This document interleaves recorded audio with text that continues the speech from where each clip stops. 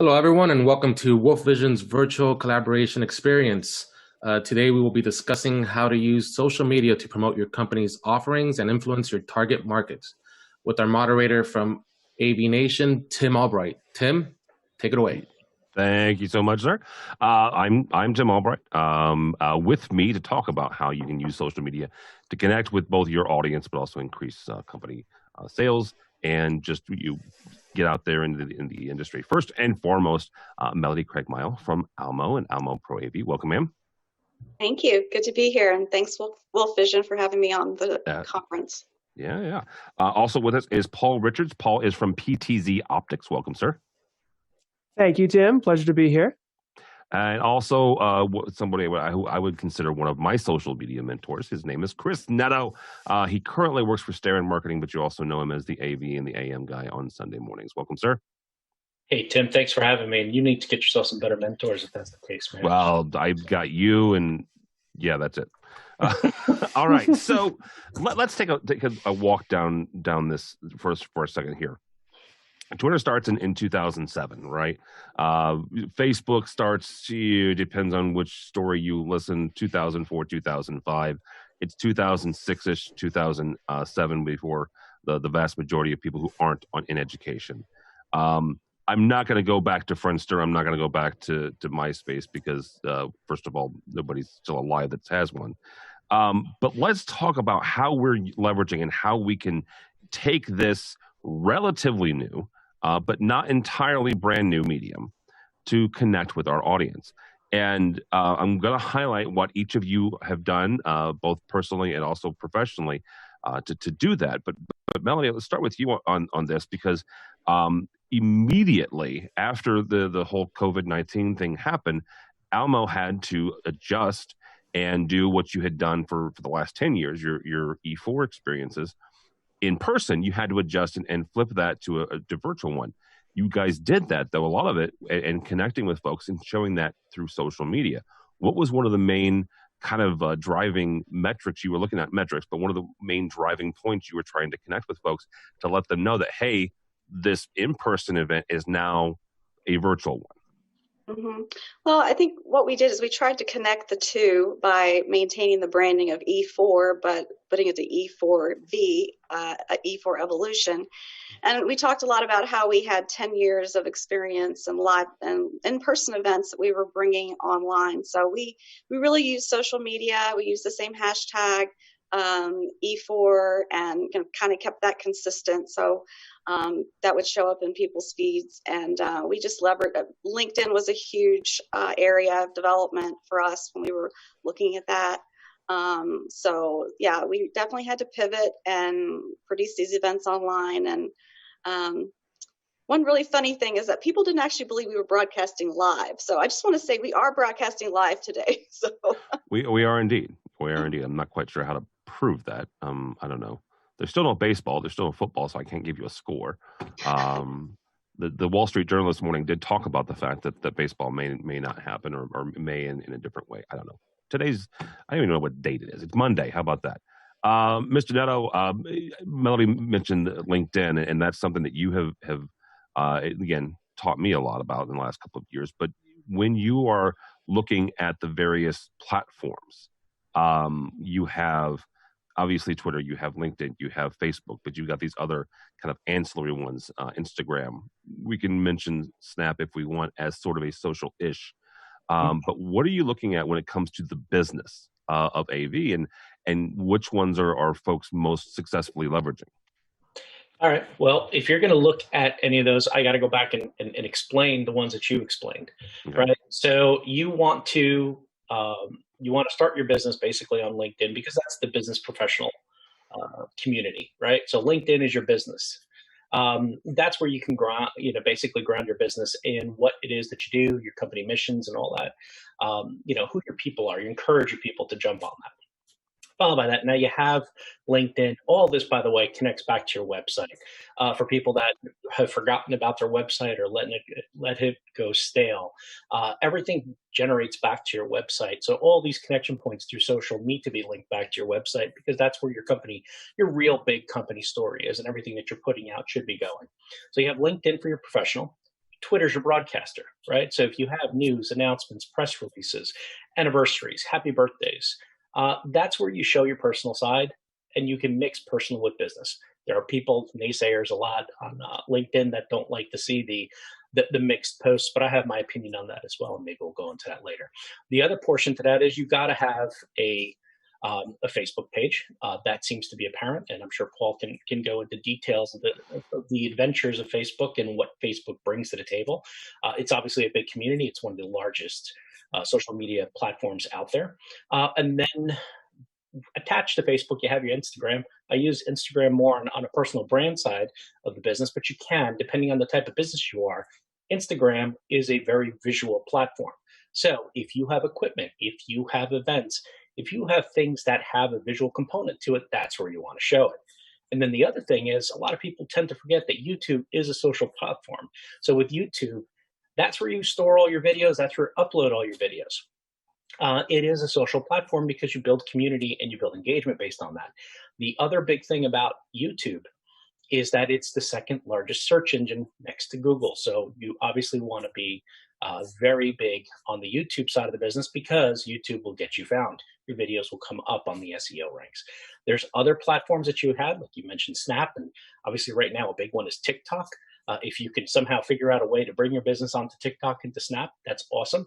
But a lot of it has not been on the professional side that I've seen. On the professional AV side, it's been more on the residential or the consumer side of our business. Outside of that, those are your main platforms that you should be looking at and should be considering to incorporate into your businesses. All right, Paul. Chris mentioned the fact that YouTube is certainly a social media. Talk for a second about how PTZ Optics went from a Facebook group and where you guys were talking to customers to leveraging that and launching a very successful YouTube channel.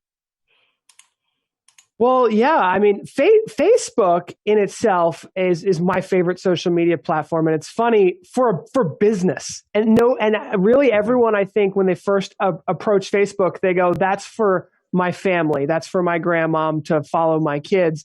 And I think it's the most undervalued business to business lead generation tool out there, better than LinkedIn.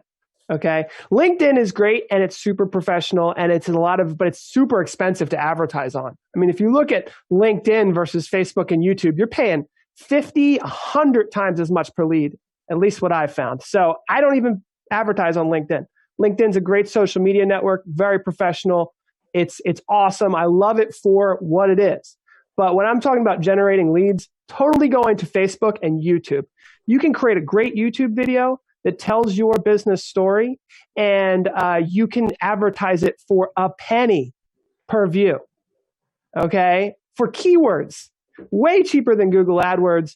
But in general, I can talk about all of that stuff, but in general, what our company has done is we've tried to become influencers, and we found a niche that we actually could. And I think that every business should challenge themselves. What are you good at? What are your engineers the best in the world at? And tell that story. And there will be people who want to follow you.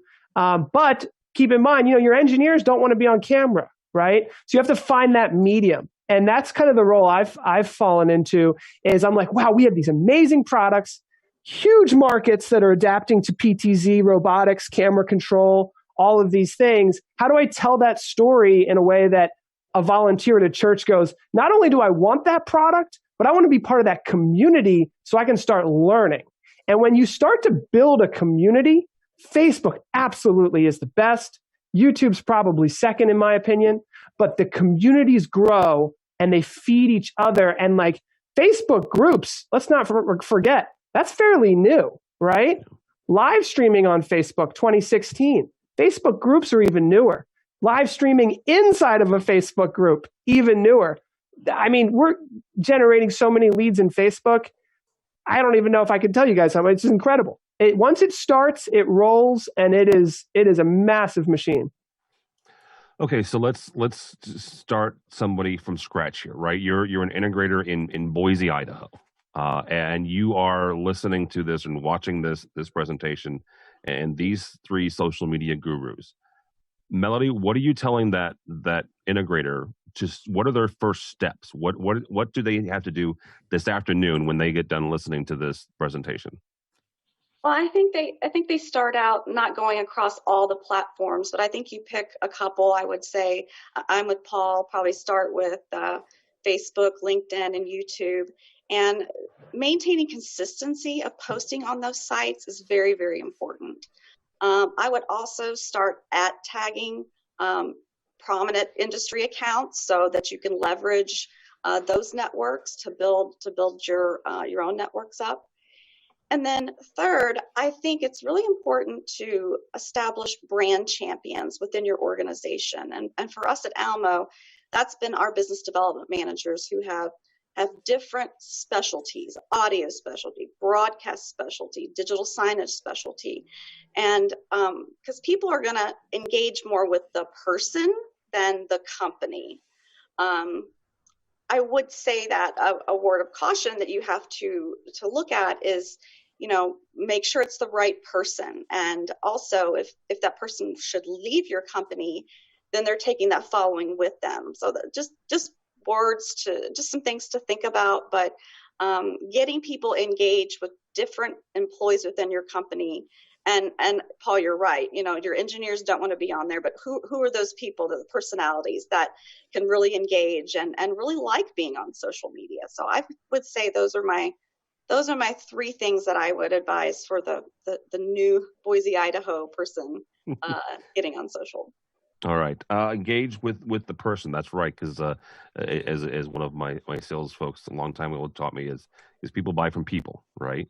Mm-hmm. Chris, you have done an incredible job of brand creation, in personal branding. And we're going to talk about that for a second, because that's a little bit of what Melody was talking about is getting those folks out there that work for your company and helping them create a brand. You have a unique, I would say it's a unique story. At least it was 10 years ago when it happened to you. But talk for a second about how you got into social media in the first place and how you created that personal brand and how you were able to navigate that to different jobs. Well, I'll try to tell the quick and short version of it. I was working for not for a manufacturer. I was working for a manufacturer of pharmaceuticals. I was working for a pharmaceutical company. I'm sorry. About 10 years ago, when the opportunity came, where I was like, you know what, I need to develop a website. I need to get my resume together. Something's not right being here. And not that the experience of the pharmaceutical industry wasn't great. I loved being an end user. It actually taught me a lot about the AV integration business, removing me from the side of being an installer or a technician or a salesperson, but getting the customer point of view. But what pushed me or got me into social media was the fact that the company I was working for was going through some layoffs. They were going through some tough times. The pharmaceutical business, if you don't hit home runs with drugs within cycles, they start panicking. So the last drug had not hit, and there had not been a big development. So they started laying off people. And this was around the time of 2008 during a big last economic downturn. So I went and created a profile on LinkedIn, and basically I found out that I was going to lose my job on a Friday, walking in to talk to my manager. And what happened was I went that night on LinkedIn. I was kind of prepared for it because I walked into my boss's office for a standard meeting, had a LinkedIn profile, but I had already been job searching because I kind of felt that this was happening. Did not have to resign. They let me go, along with 25,000 others that got hit that time. So during the course of, I don't know how many months, I actually was able to be prepared. And I went on LinkedIn that night and said, hey, I lost my job. It sucks. It's tough, but I start my new job on Monday. And I caught the eye of an editor, and that started me in the writing for publications. Did a lot of that sort of stuff, which led me down the road. It's kind of like that holistic approach. You kind of start organic, I guess would be the better word. I started on LinkedIn. That's why I have a soft spot for LinkedIn, because LinkedIn has been helping me get a new job or helped me move. Got into Twitter because I did write for the magazines, and then the connection to the audience through the magazine. So they read the article, they want to talk to the author. That led me into Twitter, which led me into other forms of social media. The funny story attached to that is after about a year or two on Twitter, nobody believed I was real. I got questioned. Are you a bot? Or because all you do is either retweet or share. Never had my voice in it. So it's similar to what Melody was saying. You got to find the people. I didn't have a voice for the first year. The first year, I was nothing more than an information sharer. I would share product information, products that I'd see at trade shows or events.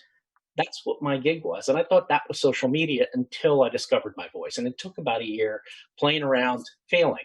Obviously, failing was a big part of it. You know, you scuff your knee, you gotta brush that dirt off and keep going, right? So I failed a lot before I get to where I was. Eventually, you stop talking into the black hole because that's what it felt like for a while.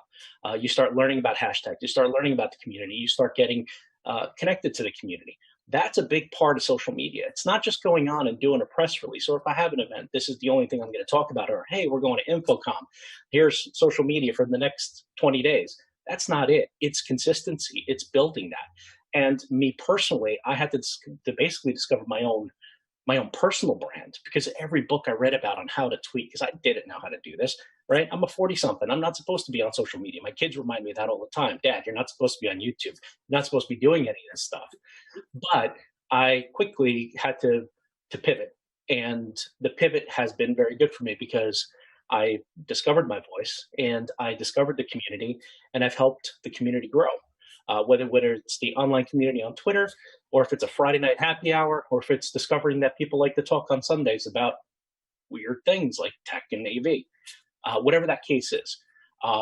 The fortunate part is as I started developing that voice and learning that, companies started attaching to that. So I went to various companies with my social brand, and it was to do that. You know, I'm currently sitting with Starin as a market development manager, and I do a lot of the internal voice within the company and help our internal team on the coaching side of how to develop that. It's also very attached to customer service and product and all that sort of stuff.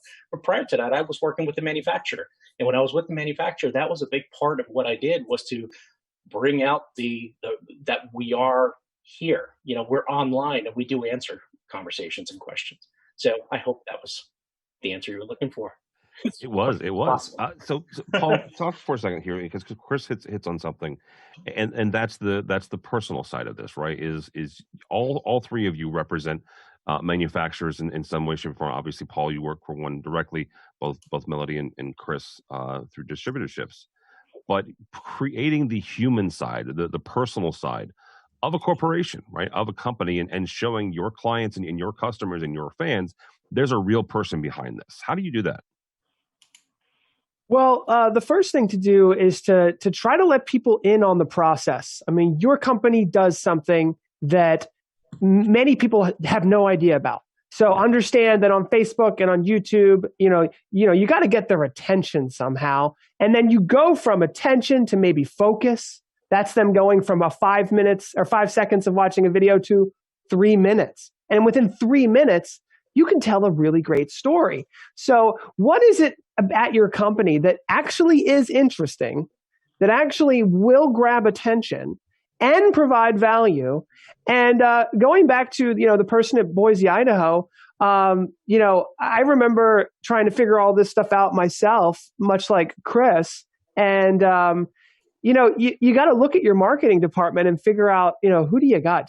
Can you get a writer? Like in a perfect scenario, you have a writer, you have a video person, and you have a social media person. Now, for a small AV company, they probably just have one person that's got to be the jack of all trades.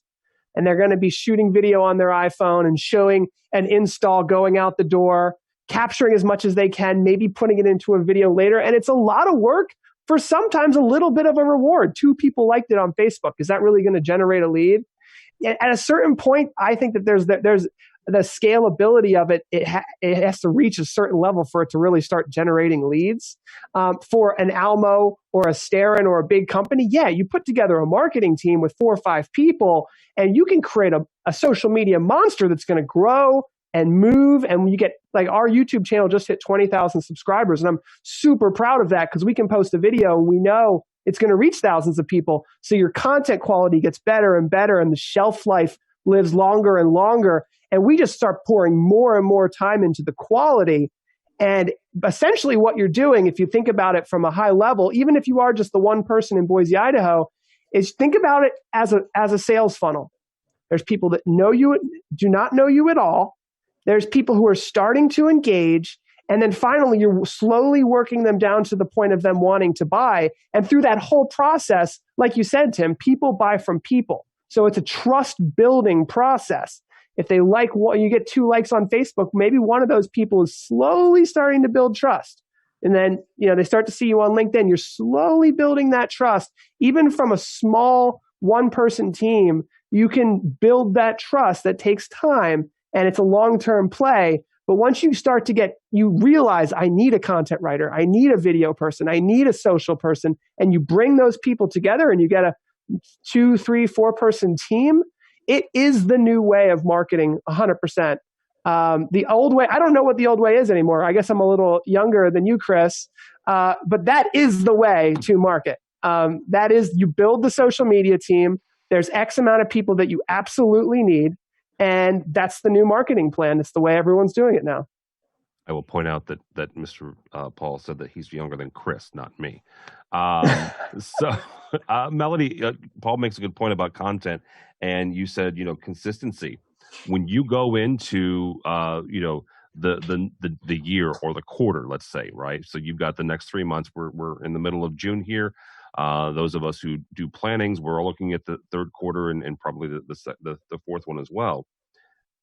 How do you create that content calendar and say, this is where we have to meet? We're right coming up in the States. You've got a number of holidays. You've got the fall coming up. I don't think they're going to cancel Christmas. They might. I don't know. But how do you plan for that to create that consistent content? Well, Almo Corporation has many layers. So we have 4 divisions, and I run the marketing for all 4 of those. So each channel really has to have its own tone. For instance, the corporate channels are really more about life at Almo.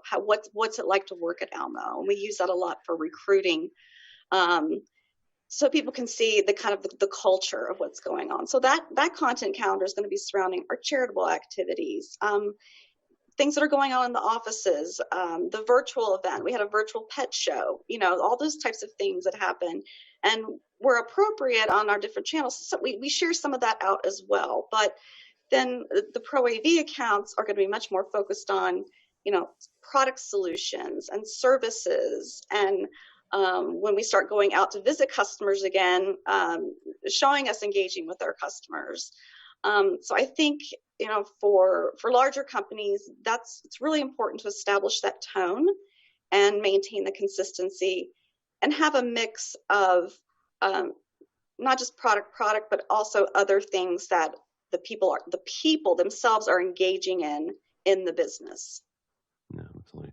Chris, when I mentioned the fact that you're the guy we know as AV and the AM on Sunday mornings on Twitter.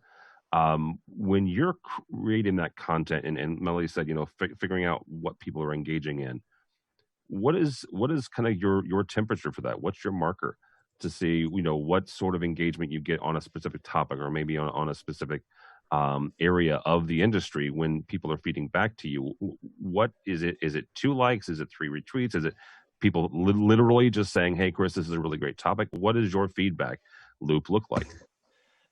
So when I sat down and started doing this AV and the AM thing, it just came based on interesting conversations I had during the week.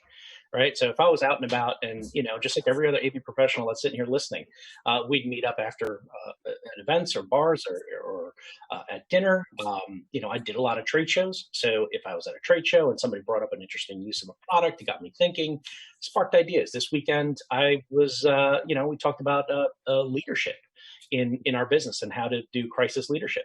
That came from watching, I sat down and binge watched some History Channel about, leaders under, stressful situations, what they did, how they became creative.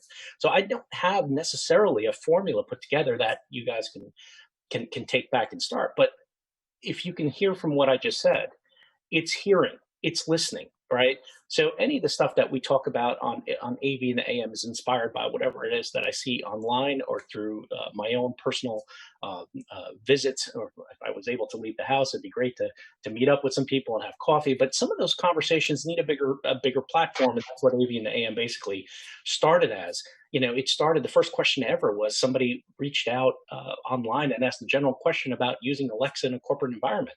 You're not going to hear that at a trade show for the most part, unless it's somebody very specific looking at how to add voice. This was 2 years ago. It was taboo then. You don't bring voice conversation or any type of a digital assistant into pro AV because, God, that's not acceptable. Well, we're in a different world now. So especially when it comes to touchless type stuff. So when it comes to finding the subject and the subject matter, it's basically using the social platforms for social listening.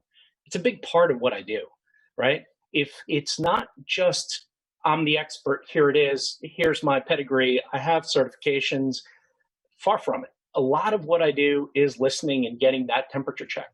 And a lot of it is just being able to read a crowd. I'm a former DJ. If the music was bad, I'd switch the song to something else, change the genre. That's a skill, right? It's a soft skill, but that's something that that I put into play even with being a professional AV person who dabbles in social media. It's reading the crowd, understanding what's out there, and constantly, temperature checking during those Sunday conversations. Yeah, I go to the Twitter analytics and I go to AKTV, which are giving me live impressions. Impressions are important for anybody who works on the marketing side. That is a big point of conversation when it comes to marketing and paying for marketing to be done, is how many impressions can it be generated? What does your company, especially when you're using like outside organizations or you're working with trade show organizations that are going to be pushing out content for you and advertising that you're going to be at that show, you want to know how many impressions, because impressions, it's a numbers game. You want the impressions because there's a chance that somebody's going to click on it. Paul can go into probably better details like he did before with the Facebook stuff. But yes, it's about casting a wide net. I see social media very much as a casting the wide net conversation piece, but it gets very personal because today it may not have worked as a conversation topic for a Sunday conversation, and I can see because it only got maybe 2 million impressions.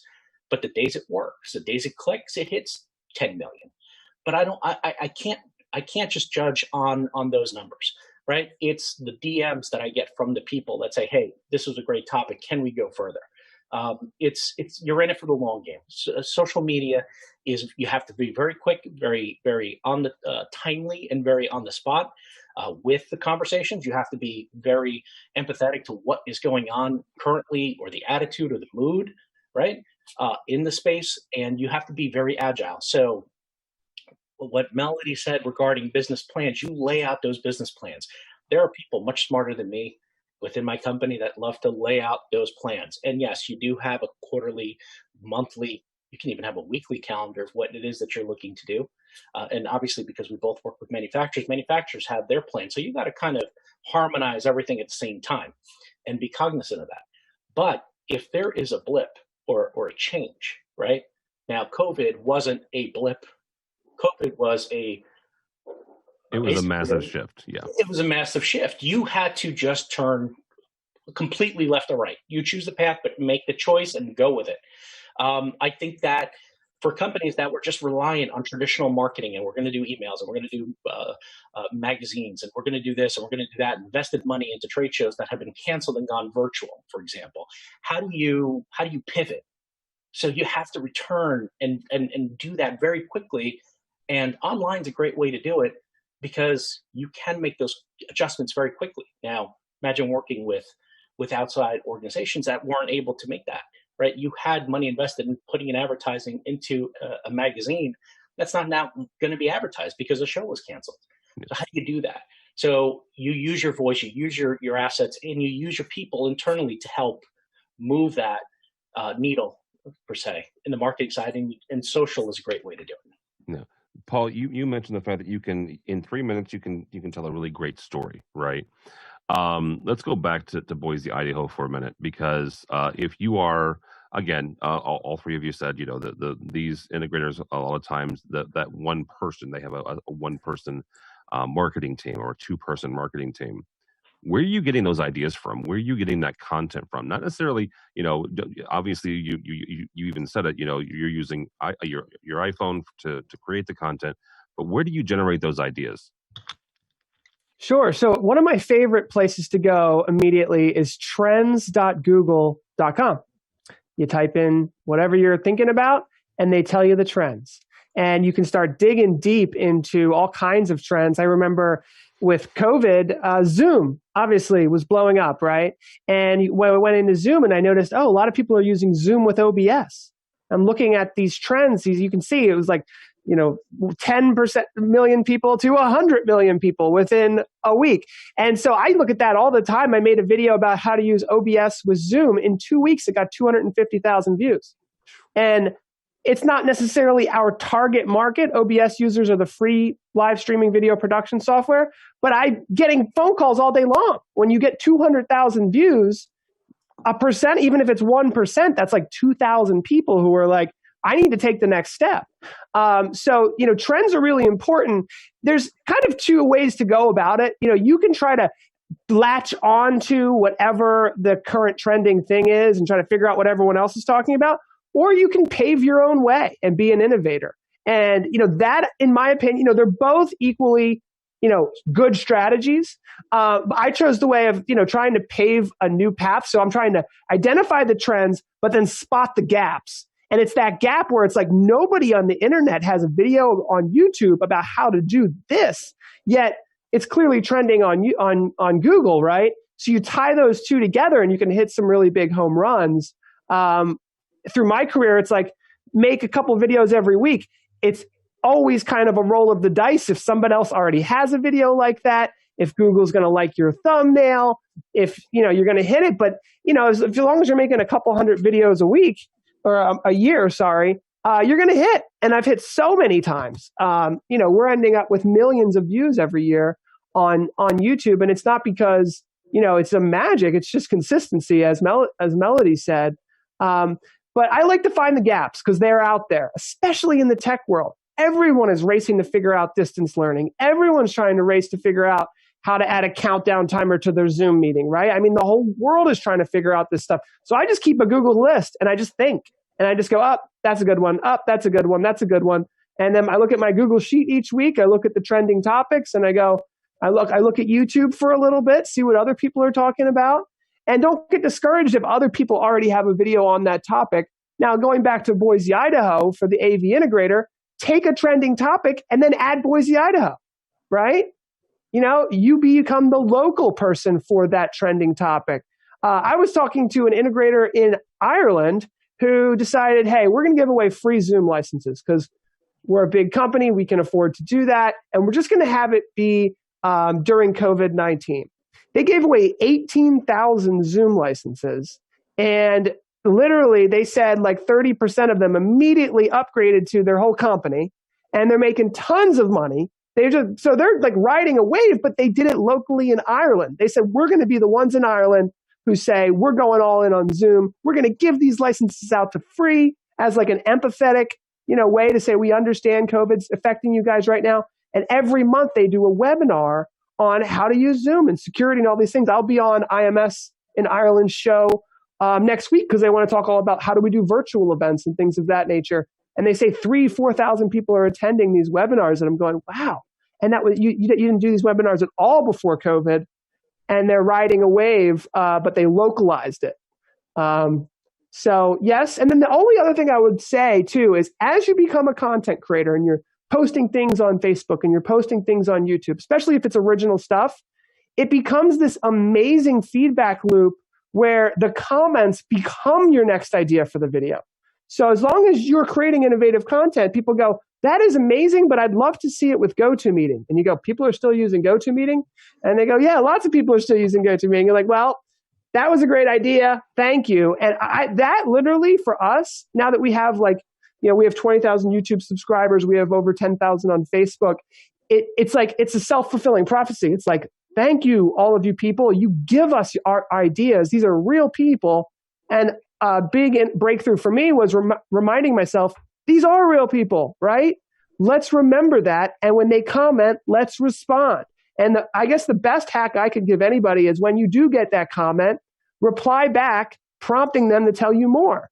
Because not only does that show Facebook and YouTube and LinkedIn that there's tons more engagement, but people will. You say, thank you for that, but should we make a video about this? And then you turn to this conversation where people are giving you ideas and criticism and your next content idea. So yes, Google Trends is a great place to start. But once you get an audience, just leverage them. They're the ones who are watching your videos anyway.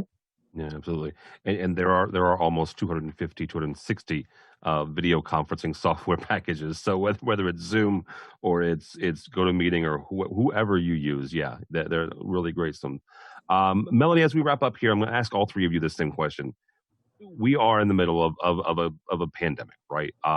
And that has to change how you're communicating, how you're talking with folks. What has this caused you to do it? And as you're looking forward, and I've said this several different places, this is not our new normal. Chris will eventually get a haircut, thank God.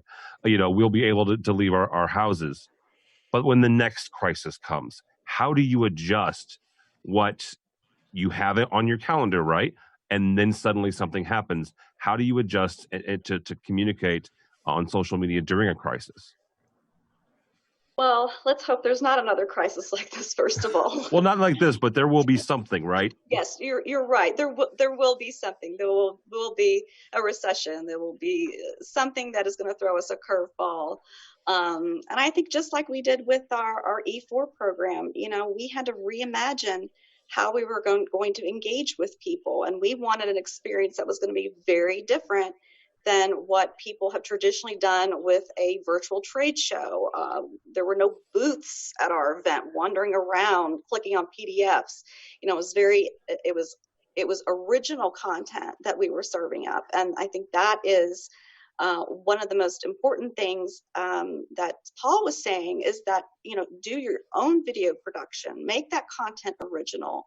One little tip that I would give the integrator in Boise, Idaho is invest a little money in a stabilizer and a microphone, because audiovisual people want good video and good audio. They're not going to sit there and watch something that is all over the place and the audio is bad.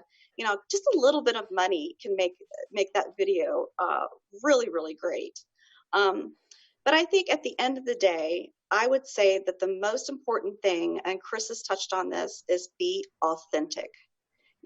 You can ride the trends, but if you are not really plugged into the trend as a company or as a brand champion, and it appears that you're sort of riding the wave and you're not adding that authenticity to it, it can come across as, very unrelatable. So that would be my advice for that small integrator or anyone. By the way, thank you, because the other three of us never said anything about stabilizers and audio gear, okay? None of us. So yes, oh my gosh, because here's the thing. You're an AV integrator. You should not sound like you're in a tin can. I'm sorry. Yes, less than $500. And if you want me to give you a list, you can email me, tim@avnation.tv. I'll give you a list, right? Absolutely, 100%. Mr. Neto, same kind of question is you've also had to shift, AV in the AM, went through and did several different topics, but as a marketer and as a social media person, what do you need to be prepared for, and how do you adjust when a crisis does come, your messaging? Yeah, so we kind of talked about this about 24 hours ago. That it's tough, right? From a business perspective, everybody's going to talk about having a response team and who do you bring to that response team. There's a very corporate, answer to this, obviously, with these type of impacts. And it doesn't matter if it's COVID or if it's a recession or if it's lights out, power outage. How do you handle that? You have to have a team put in place. What you're finding out with COVID is you have to have not just that team, right? But the team that has to be able to quickly pivot. I think agility for any company moving forward is 100% necessary.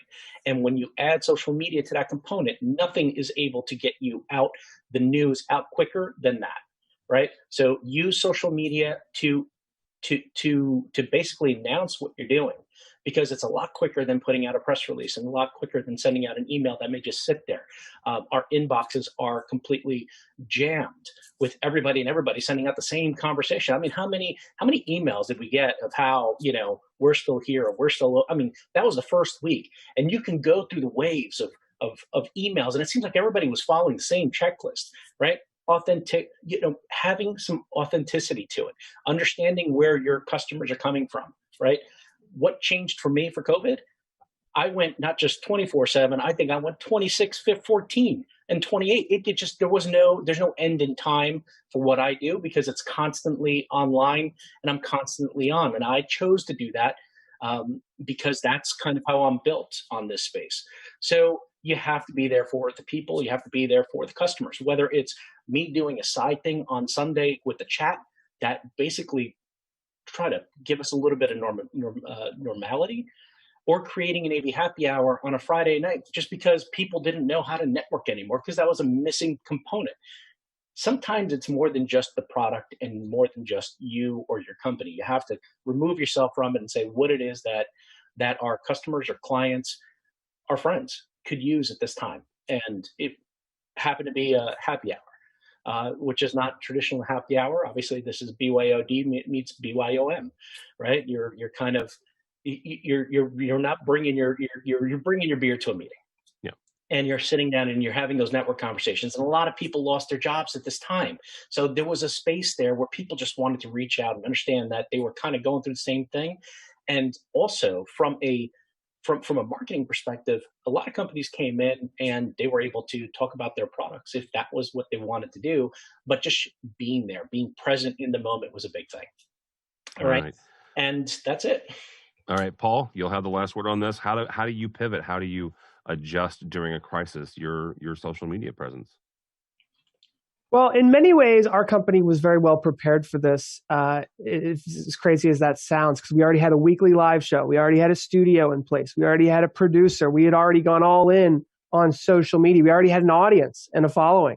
So in many ways, we were like, I tried not to skip a beat. I was producing all the shows myself here in the studio because the audiences suddenly exploded because everyone was at home. So people needed content, needed guidance. And I felt like in the pro AV industry, technology is a pretty big solution to this, especially video communications, but also live streaming. So in many ways, all of our content spiked like 500%. Right. And you can imagine the effects on the business for that as well. And so we were able to position ourselves as, a solution to the problem. Now, not necessarily, we're not a vaccine or anything, but a way to continue communication, a way for businesses to continue continuity to continue. So in many ways, if you're an AV integrator in Boise, Idaho, or anywhere, there's a lot of issues with getting installations done and customers being unprepared. But in the larger picture of things, long term, I really do believe that not every single pro AV piece of hardware is going to survive or be part of the bigger picture, but most pro AV integrators should be, and I hate to say excited, but it's every problem there's a solution to every problem, right? Every problem is an opportunity. And having been preaching the power of live streaming for 6 years, and then live streaming and video communications becoming literally the national global thing, and we weren't in the position that Zoom was in, where they just had meteoric growth, but we were in a position where we know this technology, we're empathetic to our customers' needs. So having empathy and saying, hey, we understand that you're a church who has no idea how to do live streaming. Let's really open our doors, open our ears, and be ready for you guys. And then also having authority, right? And saying, we are pro AV integration specialists. We do know how to have these solutions, and combining the two. So combining empathy for your customers and the authority that you have as an expert, and then making that translation to social media. So you're the guide for people who need help with AV. You're not the hero, right? The customer's the hero. You're the guide. Guide them through the process and understand the person at the church is different than the person in the corporation, is different than the government person. but they all are trying to rethink their IT. They're all trying to rethink their AV. And I think it's a great time for Pro AV right now. And there's a lot of opportunity in this time right now. So that would be my response. Translate the opportunity. Translate your value online, and you will be surprised how many people out there will appreciate it and respond to it. That right there is a really great way to end it. Thank you all three so much. Melody Craigmyle from Almo Pro AV, Mr. Paul Richards from PTZ Optics, and Chris Neto from Starin Marketing. Thank you all so much. I will now hand it back. Thanks, guys. My name is Tim Albright from AV Nation. You can find me too. I'll hand it back to the guys over at Wolf Vision. Thank you, Tim.